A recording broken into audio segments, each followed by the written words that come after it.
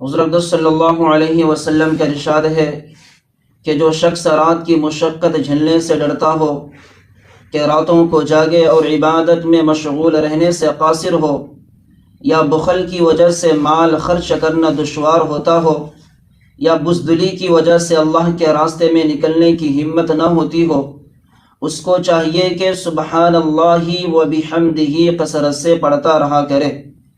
اللہ تعالیٰ کے نزدیک یہ کلام پہاڑ کے مقدار سونا خرچ کرنے سے بھی زیادہ محبوب ہے۔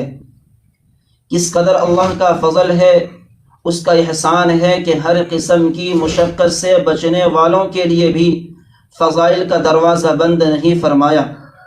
راتوں کو جاگا نہیں جاتا، کنجوسی کی وجہ سے پیسہ خرچ کرنا نہیں ہوتا، بزدلی کی وجہ سے اللہ کے راستے میں نکلنے کی ہمت نہیں ہوتی، اس کے بعد بھی اگر دین کی قدر آخرت کا فکر ہے، اس کے لیے بھی راستہ کھلا ہوا ہے۔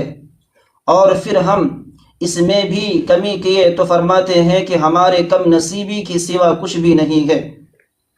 حضور اقدس صلی اللہ علیہ وسلم کا ارشاد ہے، اللہ تعالیٰ کے نزدیک 4 کلام بہت زیادہ محبوب ہے۔